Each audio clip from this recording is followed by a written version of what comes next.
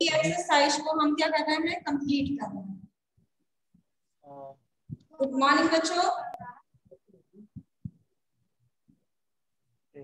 अभी हमारा second lesson, sorry third lesson चल रहा था, वो है मेरी बशियत।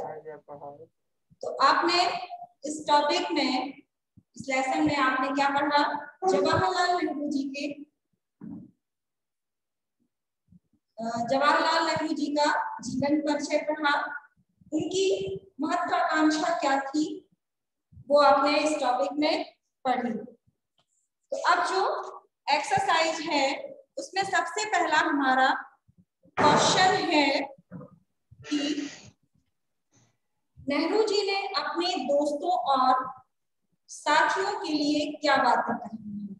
तो उन्होंने, नेहरू जी ने अपने दोस्तों और साथियों के लिए अपने कार्य अनुभव को बांटते हुए लिखा है कि बेशुमार दोस्तों और साथियों के उनके ऊपर बड़े एहसान हैं। वे बड़े बड़े कामों में एक दूसरे के साथ रहे, मिलजुल कर काम किए तथा सफलता व शुभ असफलता के दुख दिनों में वो है एक दूसरे का सहयोग करें। तो पहला क्वेश्चन जो है हमारा,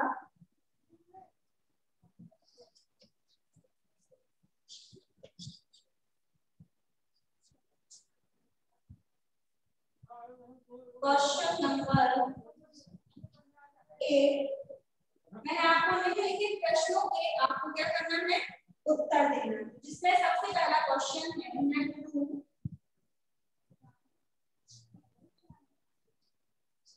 नेहरू जी ने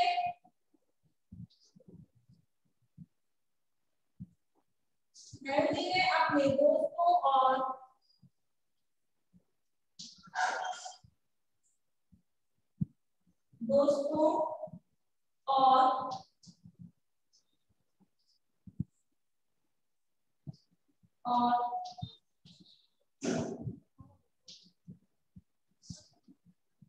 साथियों के लिए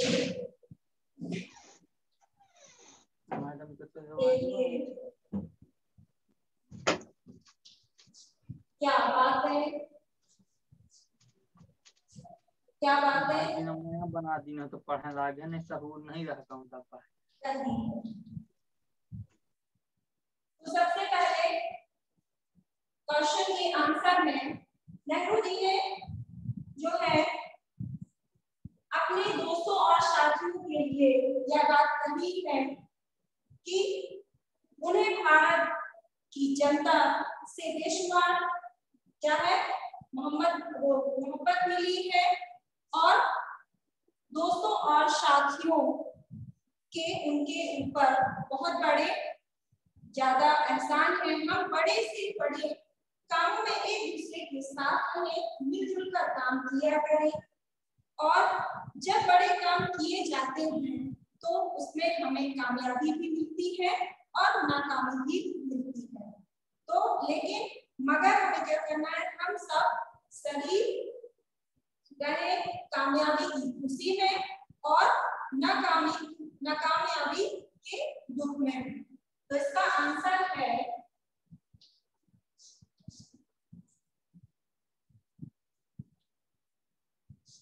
नेहरू जी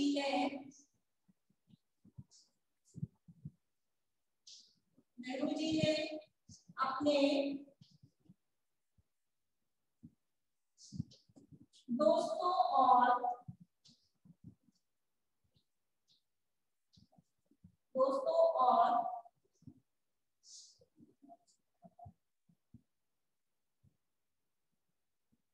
साथियों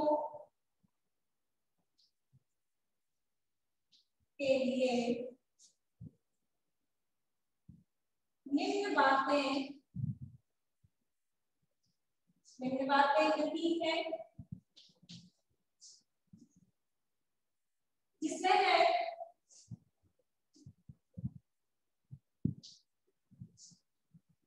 भारत की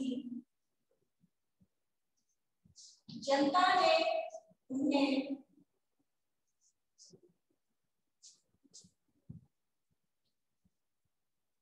बेशुमार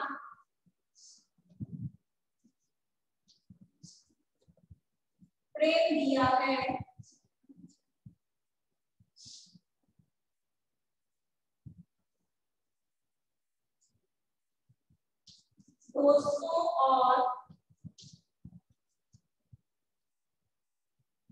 दोस्तों और साथियों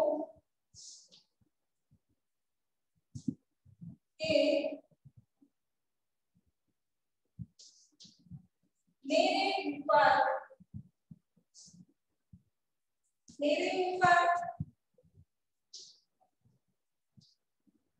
और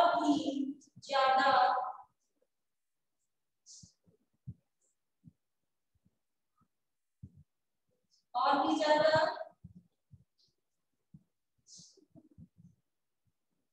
एहसान है।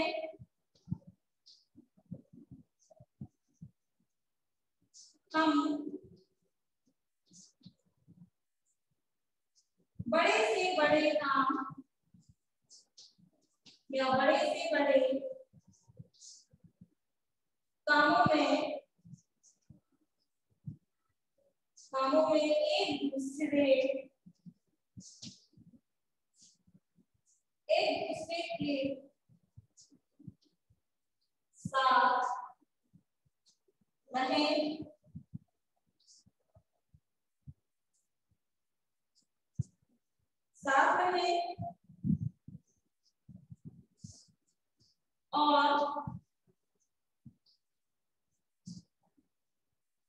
और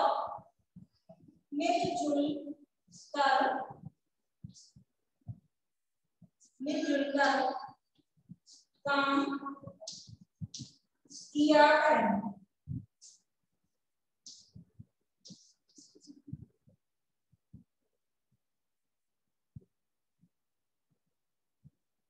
जब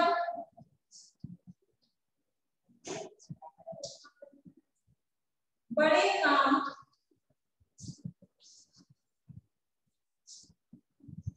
किए जाते हैं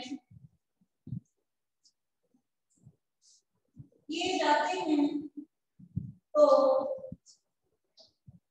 उनमें कामयाबी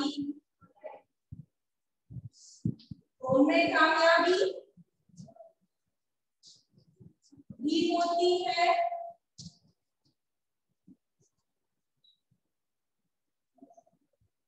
और नाकामयाबी भी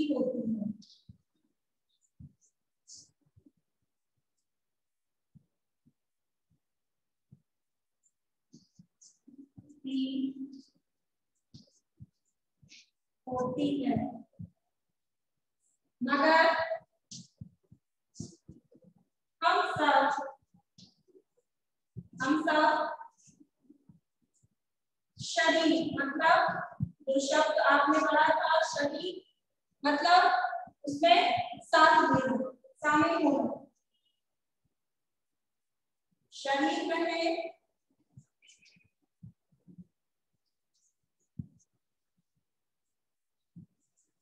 कामयाबी की खुशी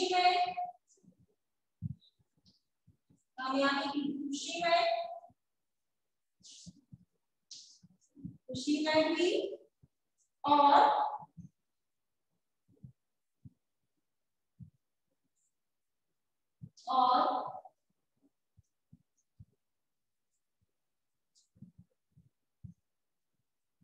नाकामयाबी के दुख में।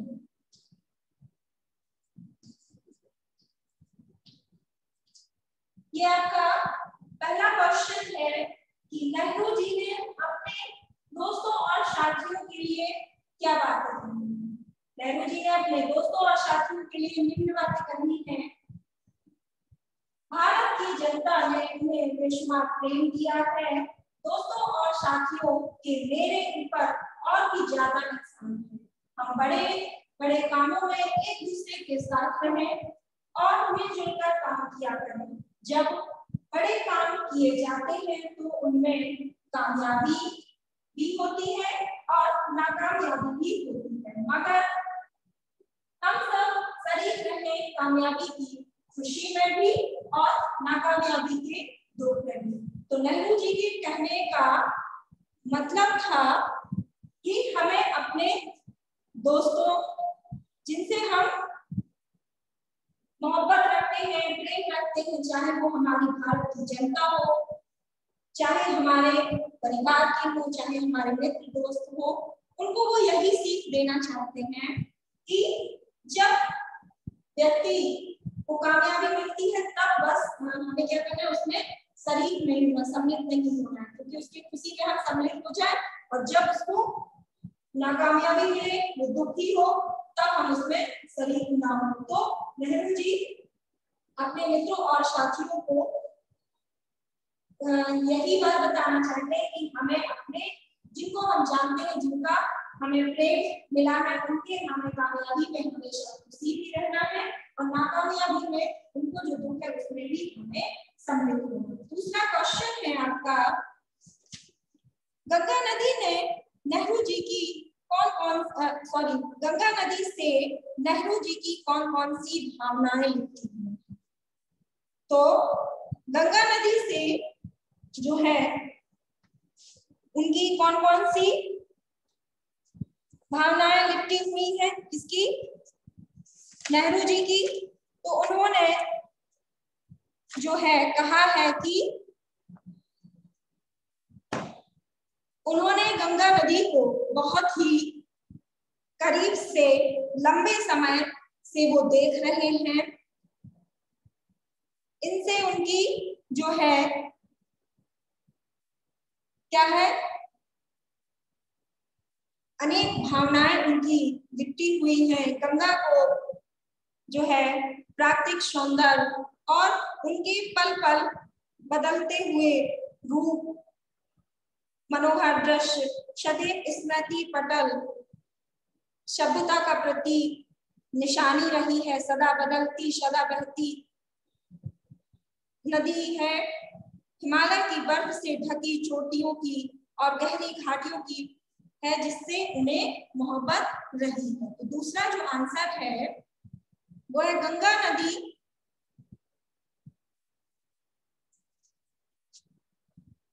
उन्होंने गंगा नदी के प्रति अपने प्रेम को बताते हुए यही बताया है कि उनकी वो बचपन से कहाँ रहे हैं, इलाहाबाद में, प्रयागराज में, और उन्होंने अपना अधिकतम समय कहाँ पर बिताया है, गंगा नदी के तट पर। तो यही प्रेम पूछा जा रहा है कि गंगा नदी से नेहरू जी की कौन कौन सी भावनाएं लिपटी हुई है। दूसरा क्वेश्चन,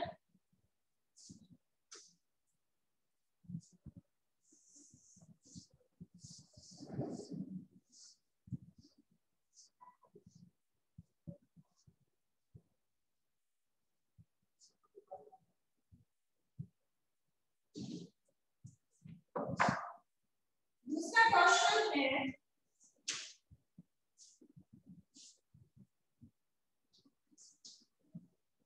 गंगा नदी से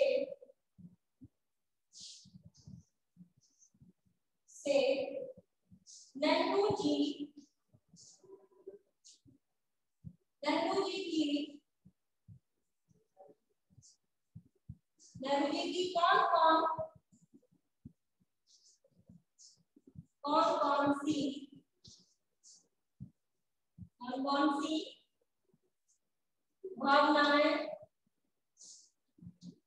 कौन सी भावनाएं लिपटी हुई है, तो आपने इसको पढ़ा है कि गंगा नदी से नेहरू जी की कौन सी भावनाएं लिपटी हुई है। तो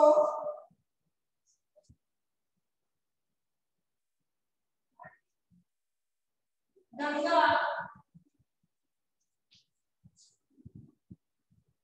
नदी से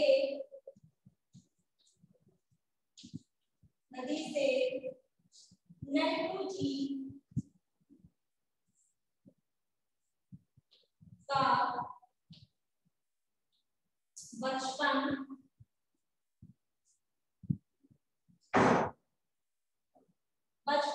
से या गंगा नदी से नेहरू जी का बचपन से लगाव रहा है और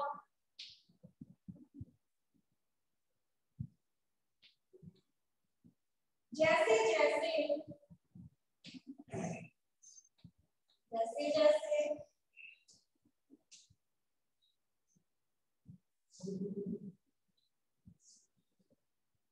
वह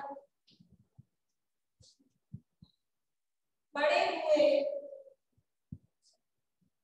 तो उनका लगाव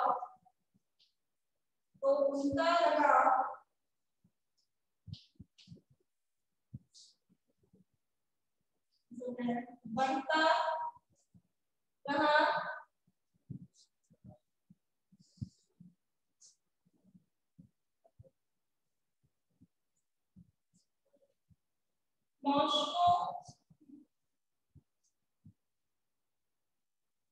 मौसमों के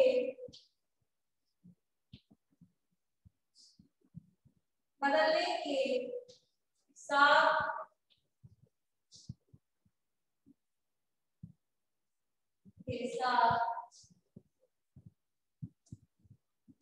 गंगा नदी का रंग भी बदलता रहा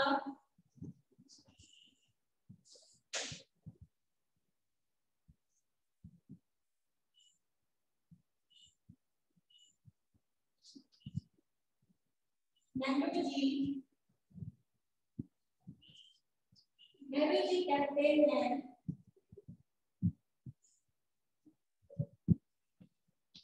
हैं मुझे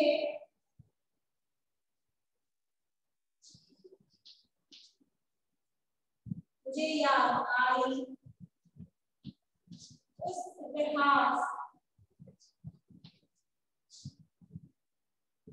इतिहास की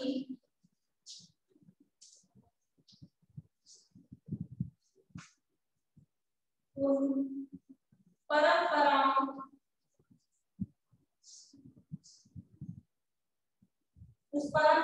की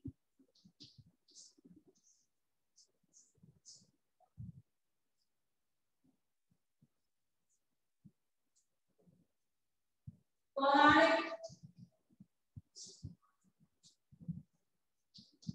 गाथाओं की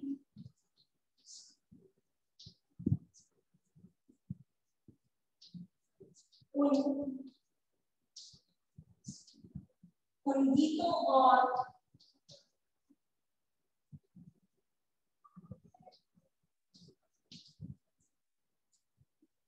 कहानियों की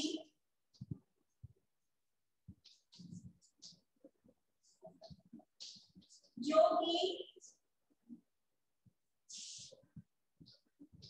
कि कई युगों से उनके साथ जुड़ गई हैं। ओके, तो दूसरा क्वेश्चन है जो कि गंगा नदी से नेहरू जी की कौन सी भावनाएं जुड़ी हुई। तो गंगा नदी से नेहरू जी का बचपन से लगाव रहा है और जैसे जैसे वह बड़े हुए तो उनका लगाव बढ़ता है। मौसमों के बदलने के साथ गंगा नदी का रंग भी बदलता रहा। नेहरू जी कहते हैं कि मुझे याद आता है उस इतिहास की उन परंपराओं की पौराणिक गाथाओं की उन गीतों और कहानियों की जो कि कई लोगों से उनके साथ जुड़ गई और पानी में हुई ढोली में गई।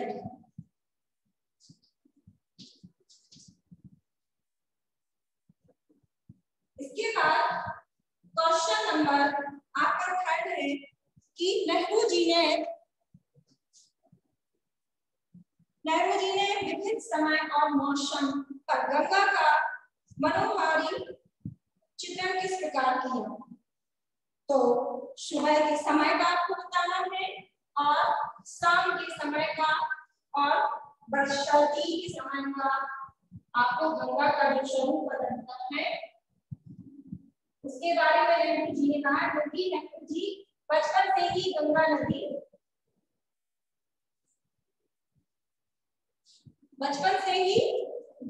नेहरू जी का गंगा नदी से बड़ा लगाव था। उन्होंने गंगा नदी को बड़े ही निकट से उनके रूपों के बारे में बताया है। तो वही पूछा गया है कि नेहरू जी ने विभिन्न समय और मौसम पर गंगा का मनोहारी चित्रण किस प्रकार किया। तो सबसे पहले जो है सुबह के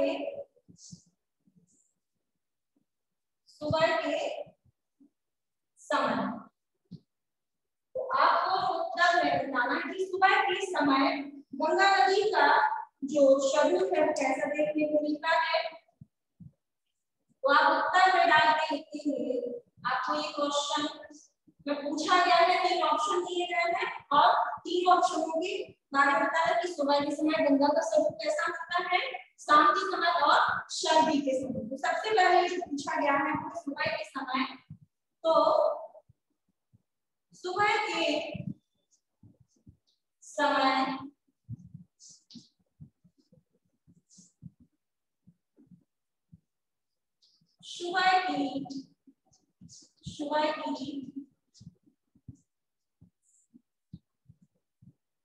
सुबह की रोशनी में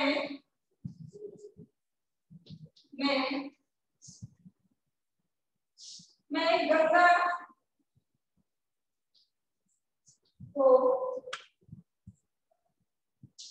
मुस्कुराते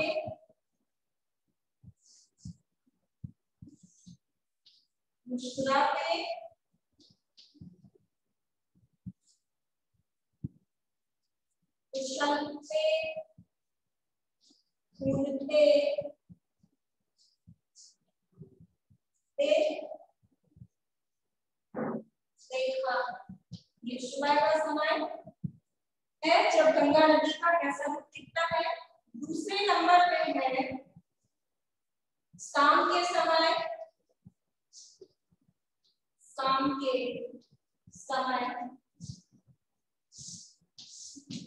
तो शाम के समय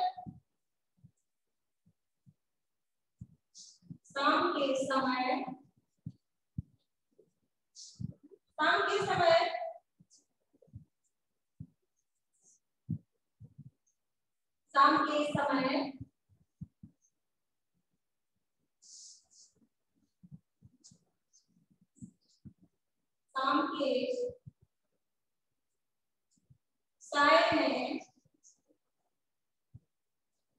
उदास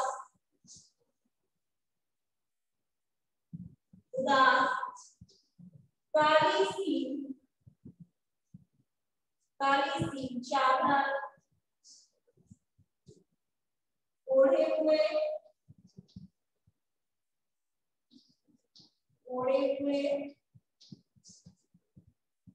और जो तीसरा वो पूछा गया है वो है सर्दी के समय।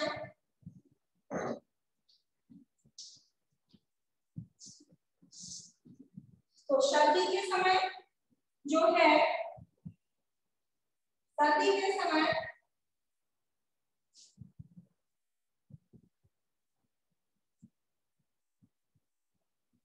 जाड़ों के समय, सर्दी का मतलब जाड़ों के समय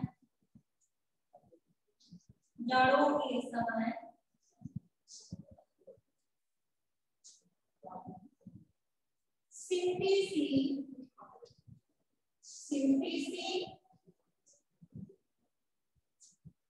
आहिस्ते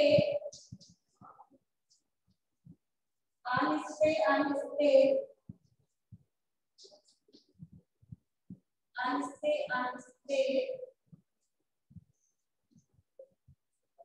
बहती सुंदर धारा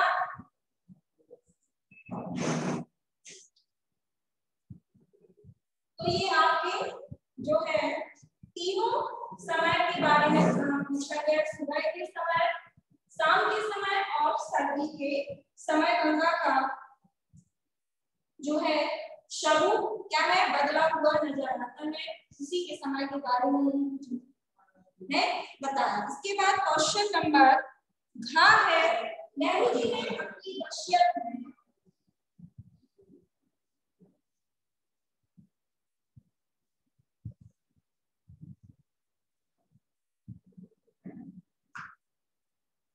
क्वेश्चन नंबर 4 है, नेहरू जी ने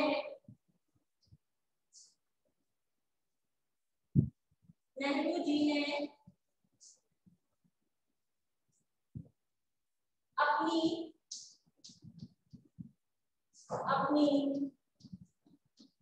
वसीयत में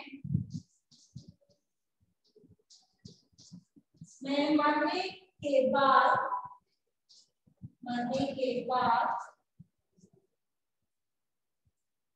भस्म को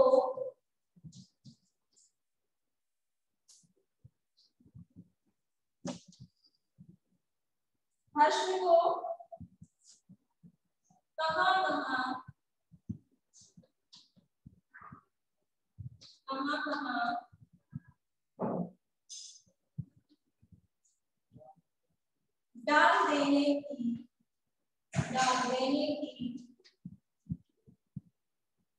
डाल देने की इच्छा व्यक्त की। कहाँ डालने की इच्छा व्यक्त की है? उन्होंने कहा है कि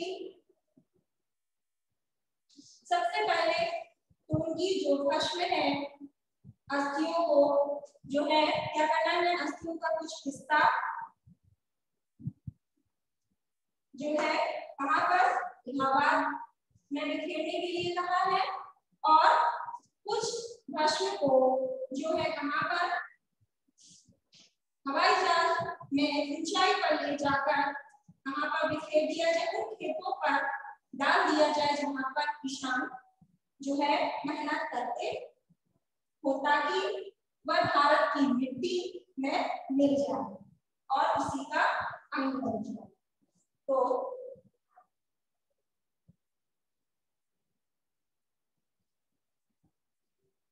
नेहरू जी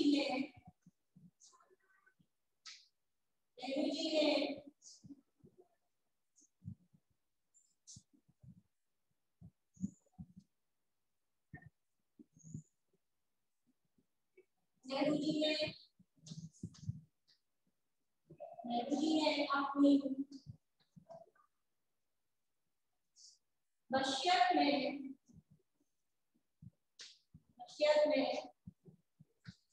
मरने के बाद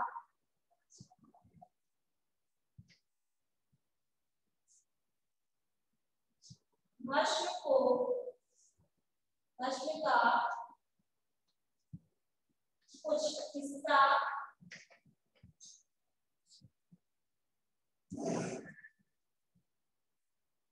वहां पर इलाहाबाद में और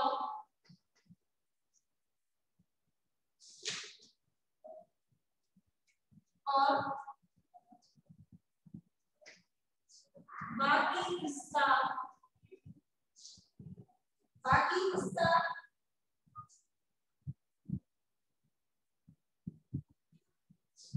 हवाई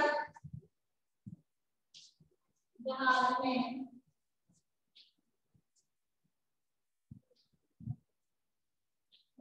ऊंचाई पर ले जाकर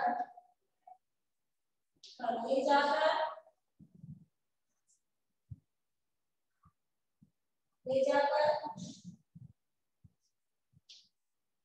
खेतों में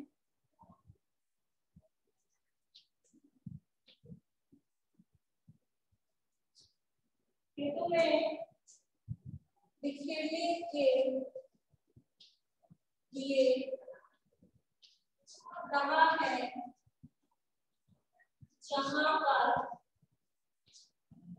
जहां पर किसान मेहनत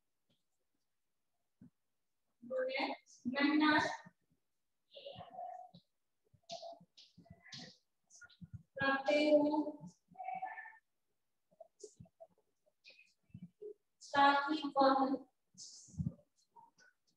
ताकि भारत की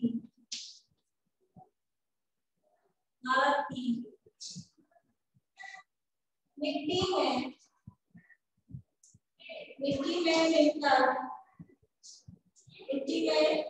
मिलकर या मिल जाए और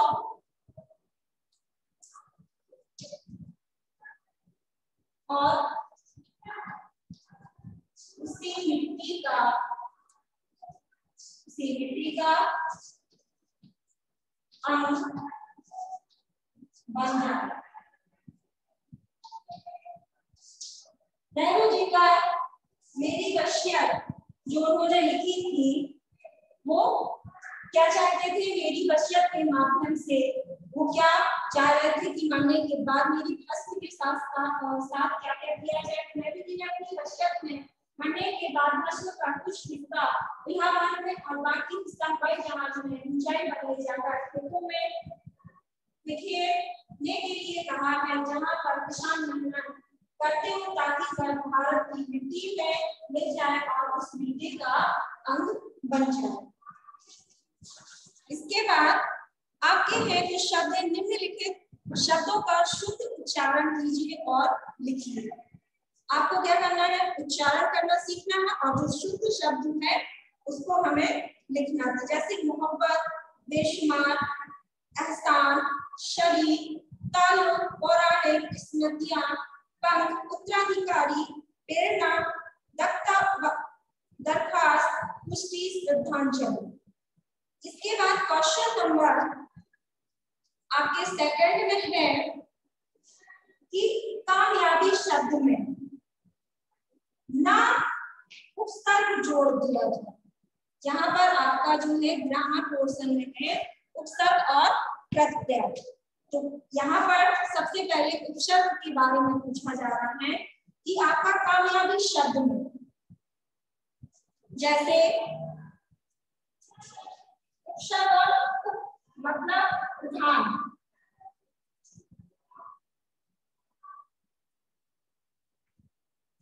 इसमें है जैसे कामयाबी। आपका जो शब्द है कामयाबी, इसमें क्या करना है आपको? यदि उपशब्द उप मतलब प्रधान में क्या जोड़ दिया जाए? ना जोड़ दिया जाए। मान लीजिए ना जोड़ दिया जाए, ये उपशब्द है, ना उपसर्ग है।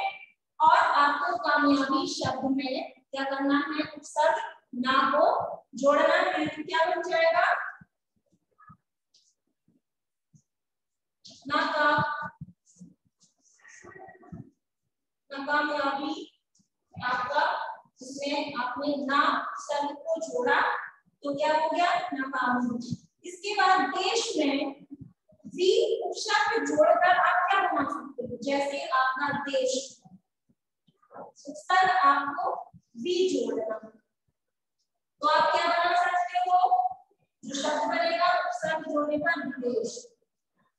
तो यहाँ पर आपको क्या है? ग्रामर का जो पोर्शन है उपसर्ग, यहाँ पर आप उपसर्ग के बारे में बोल रहे हैं कि उपसर्ग क्या होता है? अर्थ होता है प्रधान। यहाँ पर हमें प्रधान शब्द जो मिल रहा है वो है ना शब्द को कामयाबी में जोड़ने पर नाकामयाबी, और भी शब्द जो है उपसर्ग है। क्या है? उपसर्ग। उपसर्ग है। अब आपको उपशब्द भी दिया गया है तो आप में देश में उपसर्ग को जोड़ना है तो बन जाएगा विदेश। ऐसे ही ये भी उपसर्ग है क्या ना। ना शब्द को आप जब कामयाबी शब्द में जोड़ते हैं तो उसका अर्थ ही बदल जाता है नाकामयाबी। और जब आपसे कहा जाए प्रत्यय को जोड़ने के लिए प्रत्यय, अब आप हमेशा याद रखिए उपसर्ग क्या है। उपसर्ग का अर्थ होता है प्रधान शब्द और उपसर्ग का अर्थ होता है अंत में जुड़ने वाला शब्द। तो इसके बाद आपके किसी प्रकार से यहाँ एक्सरसाइज में दिया गया है ना और वी शब्द जोड़कर आपको क्या करना है सतीश, शब्द बनाना है। जैसे आपको यहाँ पर ना, ओके, तो जैसे आपको कामयाबी,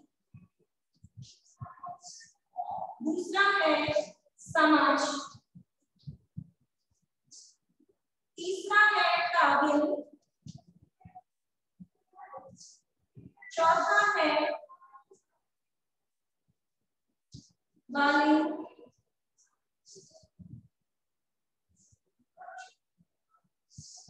मुमकिन,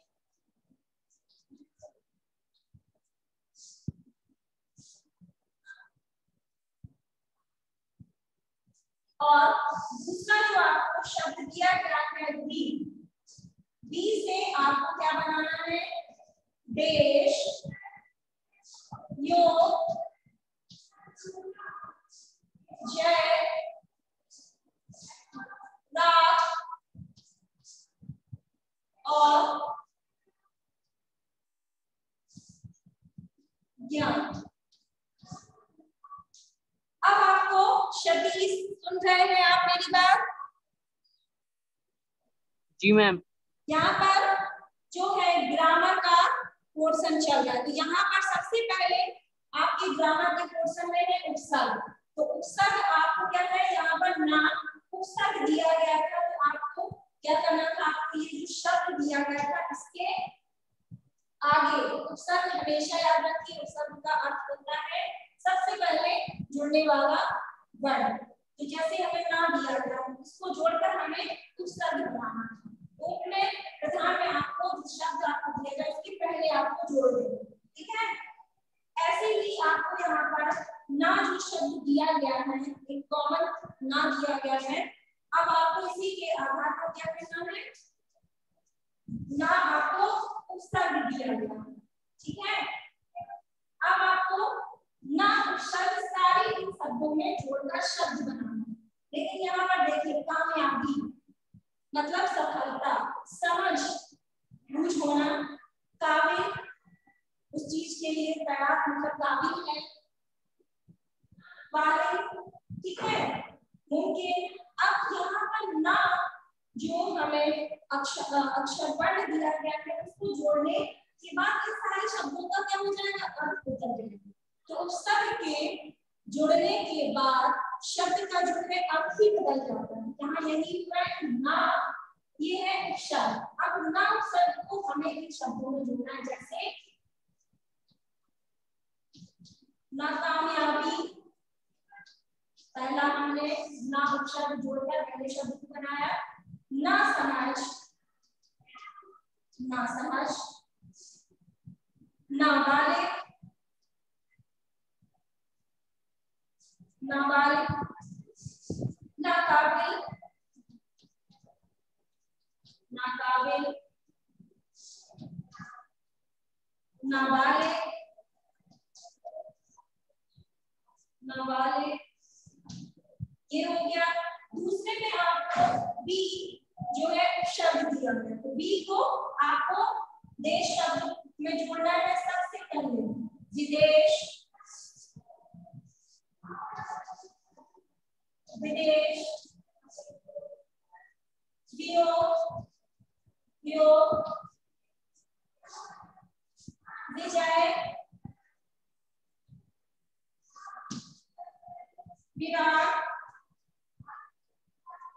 विराट और विज्ञान। ये आपको उपशब्द बनाने की विधि है। ओके, तो उपशब्द आपको समझ में आ गया होगा कि उपसर्ग क्या है, उसका अर्थ होता है विधान। यहाँ पर हमें ना, ऐसे आपके एग्जाम में भी पूछ लिया जाए कि कुछ आपको ऐसे वर्ड दिए जाए इसमें आप प्रत्यय जोड़ने, आप शब्द जोड़ने पर, वी शब्द जोड़ने पर आपको शब्द बनाना है। या आपसे ये भी पूछ लिया जाए कि इस शब्द में, जैसे कामयाबी शब्द, ना कामयाबी शब्द में कौन सा शब्द अक्षर उपसर्ग है, तो आप बता देंगे ना। जैसे आपसे पूछा जाए विदेश शब्द में जो है उपसर्ग वर्ण कौन सा है, तो आप बता देंगे वी। ओके सतीश? Yes ma'am. इसके बाद निम्नलिखित शब्दों का आपको अर्थ स्पष्ट करते हुए वाक्यों में प्रयोग करना है। जैसे अस्थियां, परंपरा, विजयगान, स्मृतियां, प्रेरणा, उत्तराधिकारी। तो आपने वाक्य प्रयोग तो पढ़े ही होंगे, वाक्यों को बनाना। तो आपको शब्द लेकर क्या करना है, वाक्य को बनाना है। जैसे सबसे पहले तो है अस्थियां। तो अस्थियां आप जानते होंगे क्या होता है, हड्डियां, है ना। तो वाक्य में प्रयोग आप क्या करेंगे, नेहरू जी की अस्थियों को पवित्र गंगा नदी में क्या कर दिया जाए, गंगा नदी में विसर्जन किया गया। दूसरा आपका शब्द है परंपरा। तो परंपरा का अर्थ क्या होता है, रीति रिवाज। तो अब आप बता देंगे अतिथि का देवता के समान स्वागत सत्कार भारतीय संस्कृति की प्रमुख क्या है, परंपरा है। या फिर आप बता सकते हैं परंपरा हिंदू रीति रिवाज के अनुसार क्या है, देह संस्कार किया जाता है। इसके बाद विजयगान। तो विजयगान का अर्थ होता है जय का गान। तो इसका अर्थ क्या है, आप किसी में भी बता सकते हैं विजयगान। जैसे विजयगान में आपने विजय विश्व तिरंगा प्यार, इसलिए तिरंगा के विषय में जयगान गाया जा रहा है। फिर उसके बाद है स्मृतियां, मतलब यादें। तो आप बता सकते हैं कि महात्मा गांधी की स्मृतियां आज भी क्या है, हमारे लिए पढ़ने योग्य है, या उनसे हम कुछ ज्ञान ले सकते हैं। फिर है प्रेरणा। प्रेरणा का अर्थ होता है उत्साहित करना। तो आप बता सकते हैं कि जो विजयगान की कविताएं हैं वो आज हमें प्रेरणा प्रदान करती हैं। उत्तराधिकारी। उत्तराधिकारी का अर्थ क्या होता है, जो मरने के उपरांत जो पद प्राप्त होता है तो अधिकार का वो। तो वाक्य में है कि रानी लक्ष्मीबाई अपने पुत्र को क्या बनाना चाहती थी, झांसी का उत्तराधिकारी बनाना चाहती। ऐसे आप इन शब्दों का क्या कर सकते हो, अर्थ स्पष्ट करते हुए इनको वाक्य में प्रयोग कर सकते हो। फिर है आपका निम्नलिखित वाक्यों में उपयुक्त स्थान पर नहीं और ना द्वारा रिक्त स्थानों की आपको क्या करना है, पूरी स्थानों की पूर्ति करना है। जैसे मैं आज सभा में जाऊंगा और तुमको जाने दूंगा। तो आप यहाँ पर ना और नहीं का, तो आप बता सकते हैं कि मैं आज सभा में नहीं जाऊंगा और ना तुमको जाने दूंगा। माँ ने मुझे नाश्ता बनाने दिया, डैश है यहाँ पर, और डैश ही खुद बनाया। तो आप बोल सकते हैं माँ ने मुझे नाश्ता नहीं बनाने दिया और ना ही खुद बनाया। तो आप समझ गए ना और नहीं का हमें प्रयोग कैसे करना। इसके बाद है आपको दिए गए उदाहरण के अनुसार वाक्यों को आपको क्या करना है, अलग अलग कर बताना। जैसे मैं चाहता भी हूँ कि हिंदुस्तान इन सब जंजीरों को तोड़ दे। तो यहाँ पर आपको क्या करना है, मैं चाहता हूँ अलग है और हिंदुस्तान इन जंजीरों को तोड़ दे, यहाँ पर आपको क्या है, एग्जाम्पल जो है बताया जा रहा है। तो आपको ऐसे ही, तो मुझे यह भी अच्छी तरह मालूम है, मुझे आप इसमें बता सकते हैं। जैसे यहाँ पर आपको तोड़कर दिया गया है कि मुझे यह भी अच्छी तरह मालूम है, तो आप इस शब्द को, ये जो वाक्य दिया गया है इसको 2 वाक्यों में तोड़कर लिखना कि मुझे यह अच्छी तरह मालूम है कि क्या, कि मैं इस जंजीर की एक कड़ी हूँ। तो मुझे यह अच्छी तरह मालूम है। एक वाक्य है, इसमें से आपको 2 वाक्यों को बनाना है। इसके बाद है निम्नलिखित वाक्यों में रिक्त स्थानों की आपको पूर्ति करना है, जिसमें आपको विकल्प दिए गए हैं। सबसे पहला है डैश प्राचीन सभ्यता का प्रतीक रही है। तो आप समझ ही गए होंगे, आपने आत्मकथा संस्मरण को पढ़ा है, जिसमें गंगा को क्या माना गया है, प्राचीन सभ्यता का प्रतीक माना गया। तो यहाँ पर ऑप्शन दिए गए हैं गंगा, यमुना, चंबल, कावेरी। तो सही जो ऑप्शन है वो है गंगा। इसके बाद खा नंबर है पुराण में डैश प्रत्यय लगाकर पौराणिक शब्द बनता है। देखो यहाँ पर प्रत्यय शब्द है, प्रत्यय का अर्थ होता है बाद में जुड़ने वाला। शब्द का होता है जो हमें शब्द दिया गया उसके पहले वो मतलब प्रधान शब्द है। तो कैसे बनेगा, ऋ का एक प, तो प रा ऋ, तो क्या बनेगा, ऋ लगेगा उसमें, क्योंकि प्रत्यय क्या है, प्रत्यय लगाकर हमें पौराणिक शब्द को बनाना है। तो ऋ जो लास्ट का शब्द जुड़ेगा वो क्या है, प्रत्यय कहलाता है। बेशुमार शब्दों में डैश उपसर्ग है। अब आपको यहाँ पर उपसर्ग बताना है, जैसे बेशुमार। अब आपको क्या करना है, यहाँ पर आपको उपसर्ग बताना है। उपसर्ग में क्या होगा, मार, दूसरा है वे, रा और वेश। क्षतिश आप बताओगे इसमें, क्षतिश, क्षतिश सुन रहे हो? जी मैम। आप मुझे दिख नहीं रहे हो। आप अपना वीडियो वहां से जो बंद किए उसको चालू करो, स्टॉप वीडियो किए हो जो।